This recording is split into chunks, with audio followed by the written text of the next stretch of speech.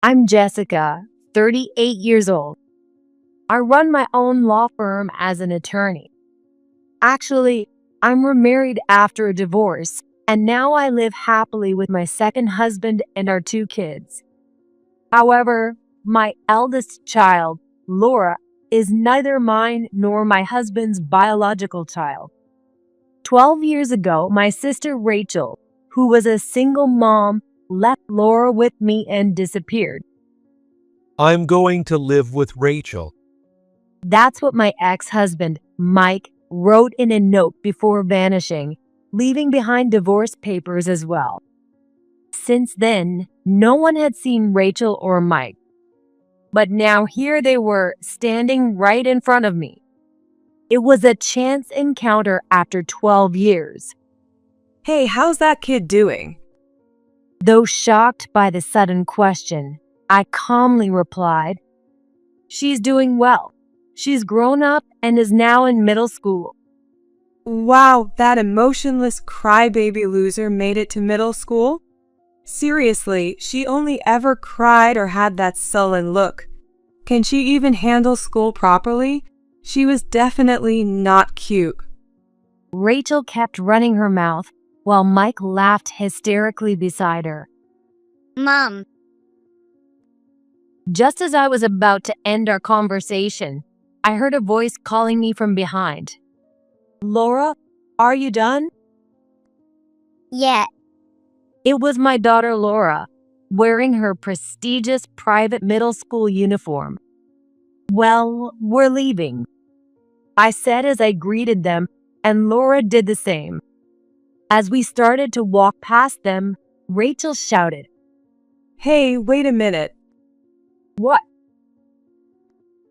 That kid. No way, right? Seeing her reaction, an idea popped into my head.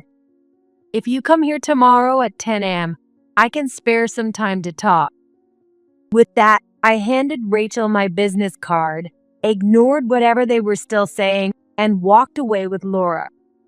Rachel had always been spoiled since she was a kid. She knew she was pretty and couldn't stand not being the center of everyone's attention. She used people without hesitation and carried that attitude into adulthood. While I passed the bar exam during college and became a law clerk after graduation, Rachel graduated high school and, wanting money and admiration, dove headfirst into the nightlife. It wasn't uncommon for her to come home in the morning just as I was leaving for the day. Another all-nighter? I don't need a lecture from someone still mooching off their parents as a student. Don't worry, I'll be bringing back my lawyer badge soon enough. But you'll never make as much as me, right?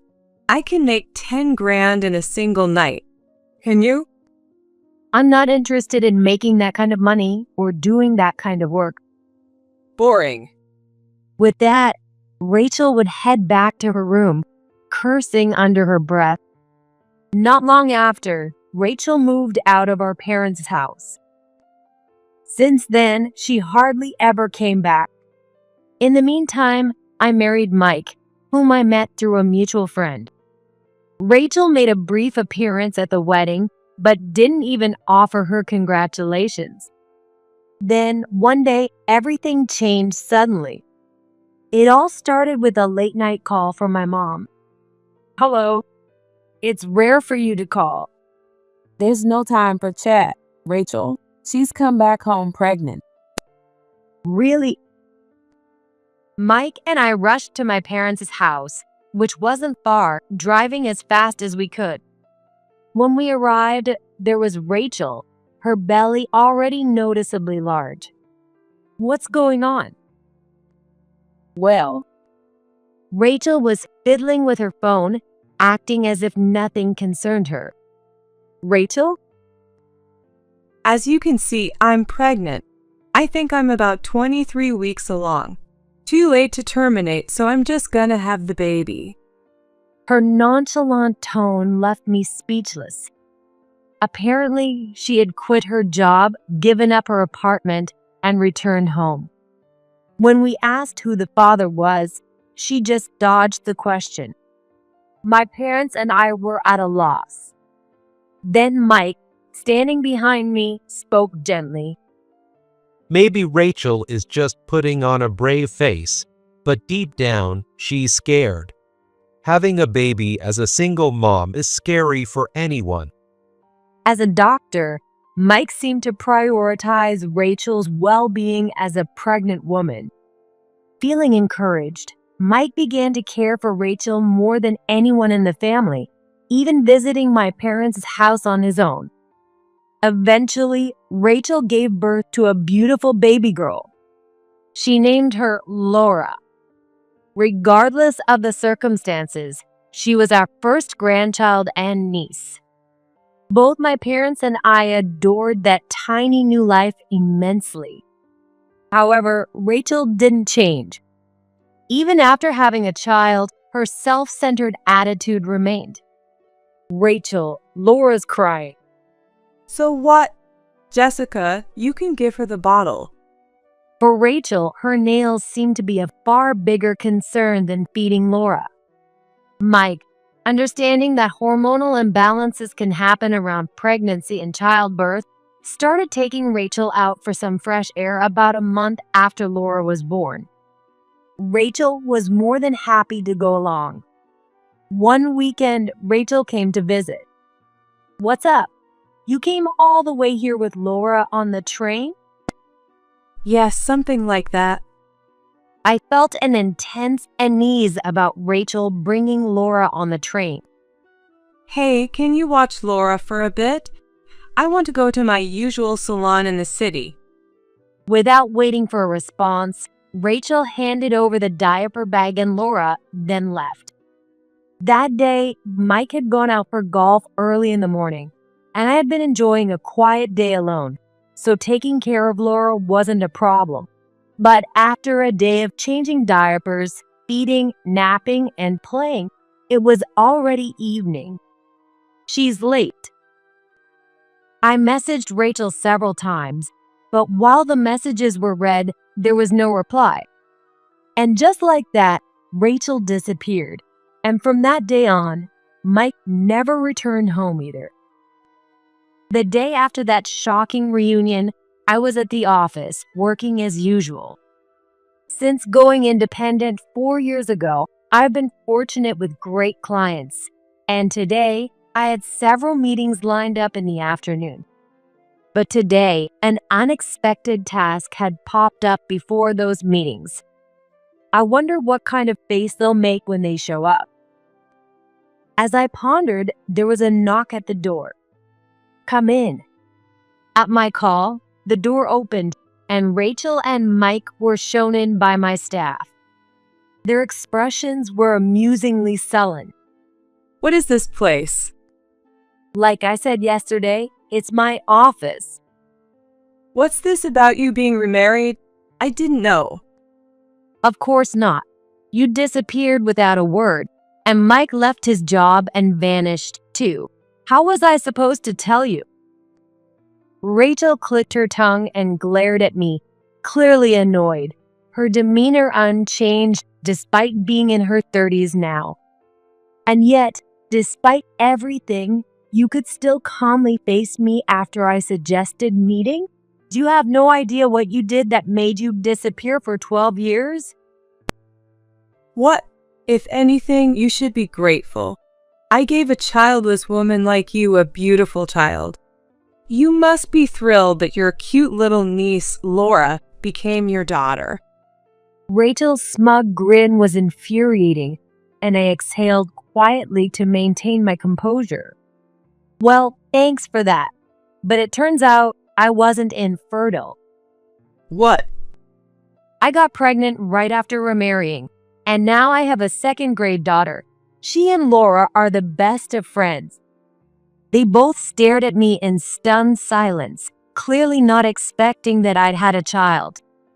No way. You weren't infertile? Apparently not. What made you think I was in the first place? Well, Was it simply because Mike and I didn't have kids for years? Was it compatibility? Or maybe it was Mike's issue? Caught off guard, Mike shot me a surprised look. They must have mocked me behind my back. Infertile woman. Did Mike leave me because of that label? Despite her slightly awkward expression, Rachel kept her assertive tone and pressed further. Well, good for you. So, when did you remarry? 9 years ago. How old is he? What does he do? You're really grilling me. Is that a problem? Not really. He's 39, same age as me. He's a doctor. Hearing that, Rachel suddenly burst into laughter. What's so funny all of a sudden? You're so predictable. Your pride is just off the charts. What? You lost your doctor husband to me, so you went and got yourself another doctor? How pathetic. You can't stand being with someone who's beneath you, can you? It's hilarious how transparent you are. That was exactly the kind of thing Rachel, with her inflated pride, would think. She probably chose her partners with the same mindset. But the truth is, I'm not particularly drawn to doctors. In fact, back in the day, I avoided dating within the same group because it was too much trouble. It just so happened that both of my husbands were doctors. To me, that's all it was, but explaining that to Rachel would be pointless. After all, Rachel was the one who chose Mike as her runaway partner precisely because he was a doctor. Good for you. Since my husband was a doctor, it made it easy for you, right? No need to search men. Just grab what's already there. You always need someone who can cater to your ego, right? What? Laura's father. What? You were planning to settle down with a doctor who was one of your clients, but he dumped you, didn't he? How do you know that? Rachel's shocked expression brought a slight smile to my face. In contrast, Mike, sitting next to her, had a tense expression. Mike, let me clear something up. Laura isn't your child. She's the child Rachel had with a client she got involved with at work. You were just being used. What? Hold on. Laura is my daughter. Rachel said she was, and that's why we decided to have her. Well, sorry to break it to you. You got caught up in Rachel's lies. Hey, you can't just say that. But it's the truth. You've got to be kidding me. What's your proof? A DNA test. Neither Rachel nor Mike seemed prepared for that, their faces betraying their confusion. After you both disappeared, leaving Laura behind, I checked the records. It showed that you had acknowledged her as your child, so I had it investigated to see if you and Laura were really biologically related. What? Are you serious? You had no right. Well, you did acknowledge her, didn't you? My sister's child, acknowledged by my husband? That's a serious issue, don't you think? So, I investigated. But how did you even do that? Cigarette butts and a toothbrush. What? You don't need blood or mucus for a DNA test. I used your cigarette butts and toothbrush from the house. The result? A 99% probability that you are not the father. Rachel lied to you. Laura isn't your child. I placed the test result documents in front of them. The report clearly stated that there was no biological relationship between them. Rachel kept her distance, merely observing, but Mike snatched up the paper immediately, his eyes wide as he meticulously read every word. Then, with a loud bang, he slammed the paper down on the desk and snapped at me. How reliable is this? You think you can deny it with just one piece of paper? This is the result of a proper examination conducted at the hospital where my husband works. If you don't believe it, I can bring in the person who conducted the test to explain. The hospital my husband works is one of the best private hospitals. Upon seeing the hospital's name on the test results, even Mike couldn't argue and hung his head. How did it come to this? I was with Rachel even before she got pregnant. We were intimate. So, how can Laura not be my child? That's gotta be a lie, right? So you're finally admitting your relationship with Rachel? Didn't expect to hear that from you. You've been seeing her for that long? That's... Well, I already knew. Mike stared at me, shocked, with the same expression Rachel had earlier, clearly not expecting I'd been aware of their secret meetings. Is it really that surprising? You were so obvious. You welcomed Rachel back without any hesitation when she returned pregnant, treating her kindly under the guise of being a doctor. But that's because you knew about the pregnancy from the start, right? Was it your idea for her to return home at a time when she couldn't have an abortion? What? By returning at that stage, her parents had no choice but to accept her. Were you that eager to see your child? Mike's eyes wavered slightly. Did he really want a child that much? I let out a small sigh. I did. I always wanted kids, but it just wasn't happening. Honestly, the stress made me go out drinking more, and I started coming home drunk more often. That's true. You did start going out more. I began thinking it was my fault, losing confidence in myself. Then, one night, Rachel approached me near the bar I frequented, and I started going to her place. I see. Rachel was really kind, always listening to my complaints with patience. There were things I just couldn't tell you, Jessica, but Rachel accepted everything. I leaned on her kindness when she said, "Why not use me?" So, you ended up in a physical relationship with Rachel? Yeah, I did. With that, Mike hung his head in shame. He was the type who hated hurting others, someone you'd describe as the picture of integrity. For someone like him to betray his wife and have an affair with her sister was unthinkable. But precisely because he was such a serious person, it's easy to imagine how the guilt consumed him. Yet he still got trapped in the situation. For Rachel, who was skilled at manipulating men from her job, Mike must have been an easy target. He fell right into her trap. But you know, Rachel was already pregnant when she got involved with you. Well, She knew she was pregnant, and still she lured you in and had a relationship with you. was it? Then she told you she was pregnant and made you the stand-in father. She used our situation, knowing we couldn't have kids, to take you from me. As I spoke calmly, Mike responded with just a few words. With bloodshot eyes, he began to spew words frantically. This is a lie, right? It's all a lie, isn't it? You're just trying to test me. No, it's all true.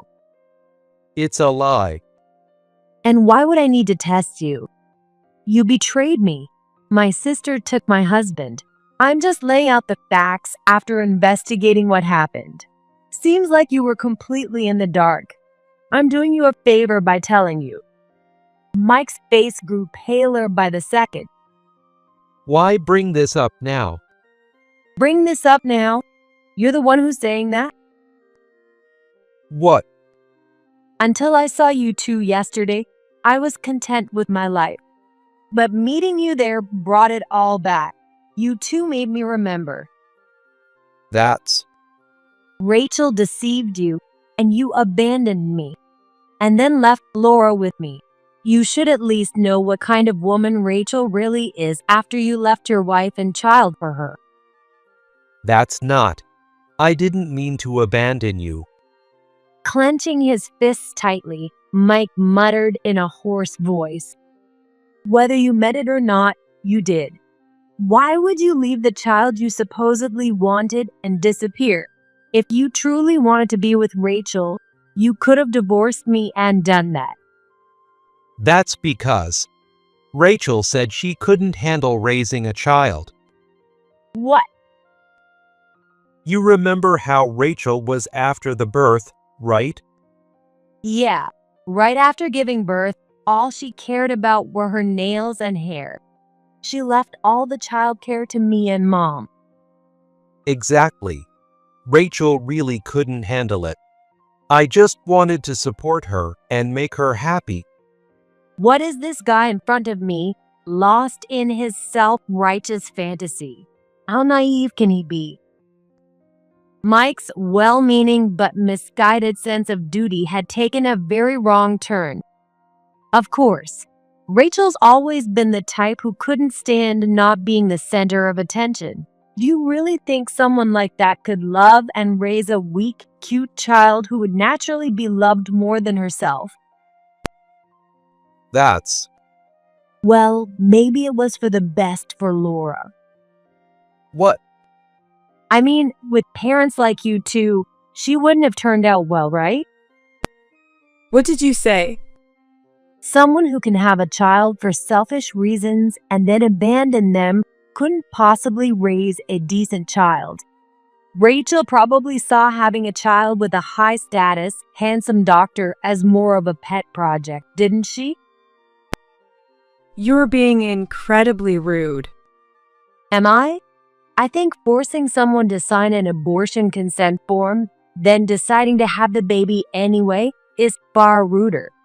And frankly, a disgusting thing to do. Rachel gasped, staring at me in shock. Mike's brow furrowed even deeper. Abortion consent form. What's that?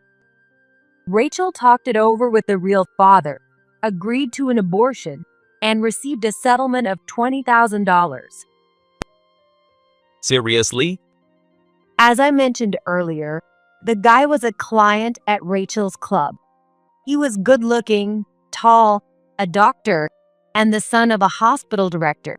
He was the perfect match for Rachel's desires, and they were physically involved.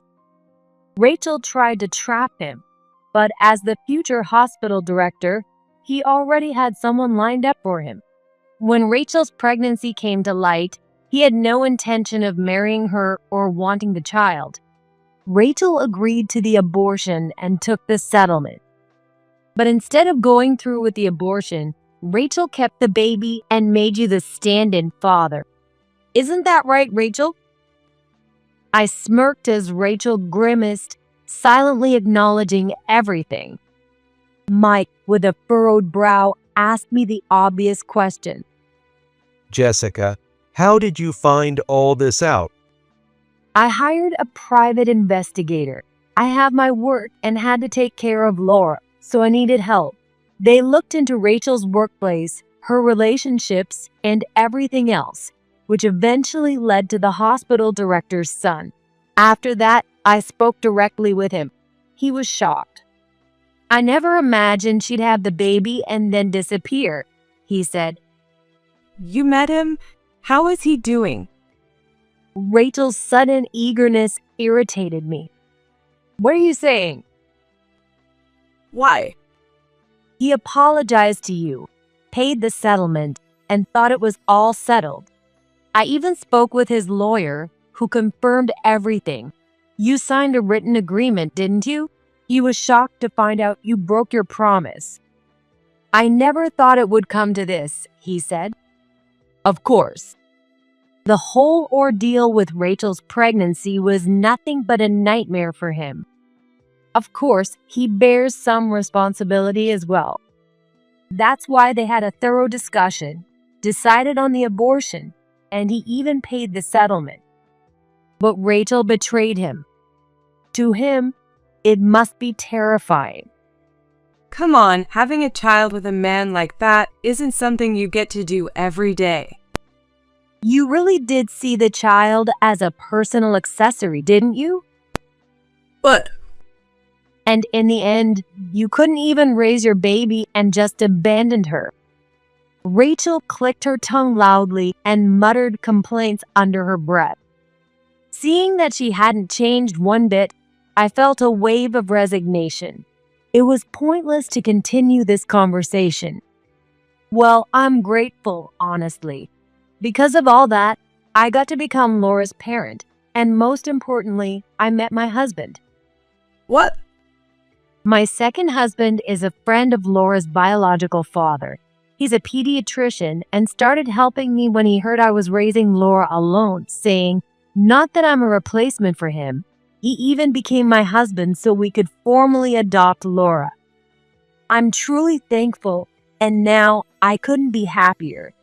It feels like we've always been a real family. Laura is in middle school now, excelling academically and in sports. You don't need to worry about her, so just go live your life with each other. That's all I wanted to say. With that, I stood, signaling the conversation was over. But then Rachel blurted out something outrageous.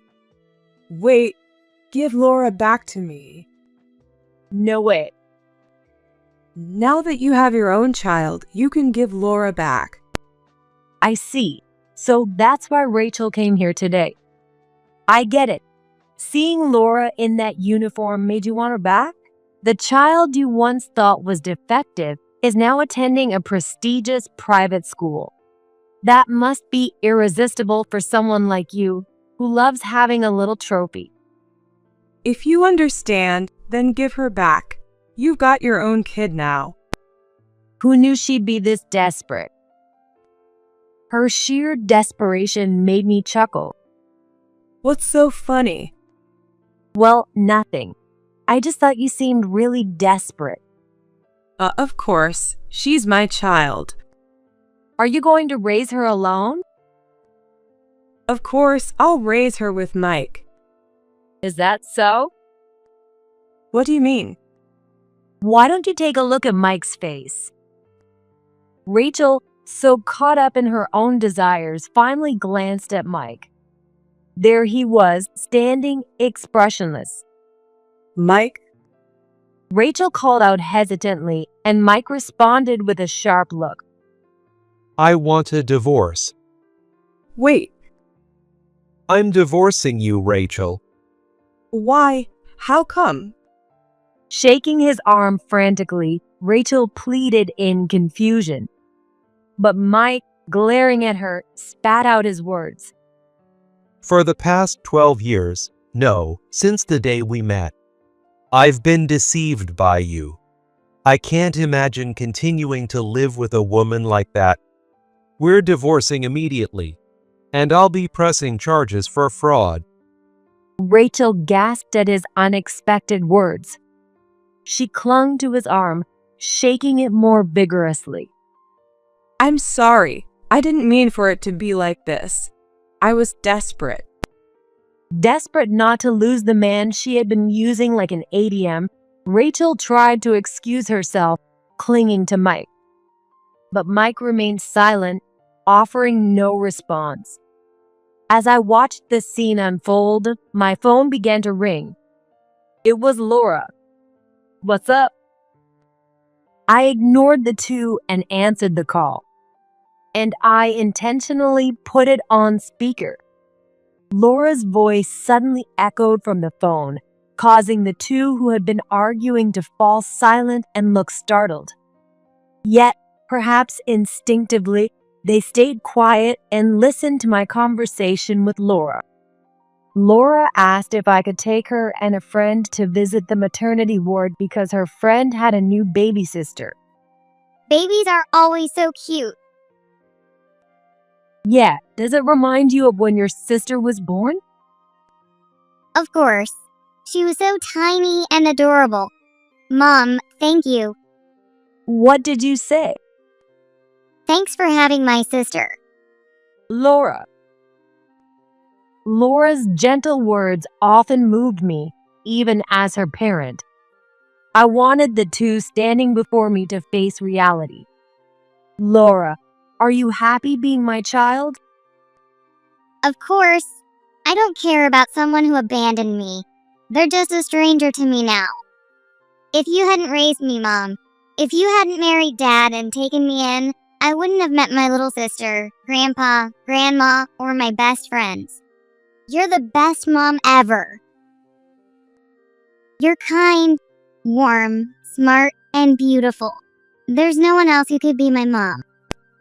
Laura's heartfelt words of gratitude rang out. Rachel was left speechless, stunned by Laura's words. Laura knew everything about her past. Despite knowing it all, she still smiled brightly and chose to stay by our side. That reality seemed to hit Rachel hard, and for the first time, she looked genuinely shaken as a mother. Mike glanced at her, gave me a silent nod, and without looking back, walked out of the office. Rachel's desperate, almost shrill cries echoed down the hall as she hurried after him. Gradually, her voice faded until it disappeared entirely. Later, I received a call from the lawyer Rachel had hired. It seemed she was having trouble accepting the divorce. Despite being confronted with Laura's reality, she hadn't given up. She even accused me of falsifying the DNA test results, claiming I might have used my husband's connections at the hospital. Furious, I decided to send not only the results proving Mike wasn't Laura's father, but also the DNA test showing the near-perfect match between Laura and her biological father. During the process of nullifying Mike's acknowledgement of Laura, we conducted a DNA test with Mike and also obtained the proper consent from the biological father to test his DNA alongside Laura's. Faced with these results, even Rachel had no choice but to remain silent, and it seemed that her divorce from Mike would proceed smoothly afterward. However, knowing Rachel, there was no way she would quietly accept that. I was abandoned by Mike. He got involved with me, his ex-wife's sister, and took advantage of me. He left Jessica to be with me, and now he's throwing me away just like her, dragging me to a place where I don't know anyone and then discarding me.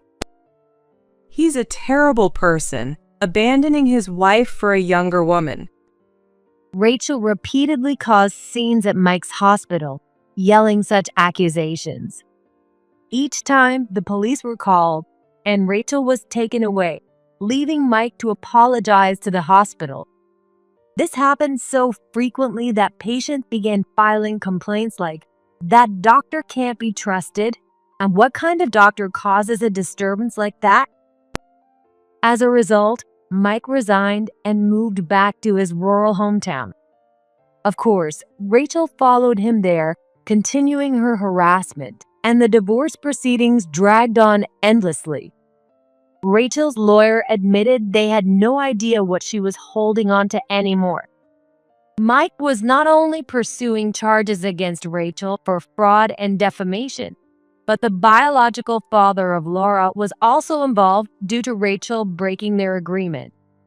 Because of that, she had to hire a lawyer, but the legal fees, along with living expenses, were overwhelming, so Rachel had taken an unfamiliar factory job to earn some money. But frankly, I couldn't care less what happens to those two. They're getting what they deserve. After all the pain they caused us, it's only natural that they face their own misfortunes. Even our parents, despite Rachel's pleas, have chosen not to help her. I hope they live with the regret of their actions for the rest of their lives. But my only wish is to give Laura the happiness of a loving family. That's all I care about.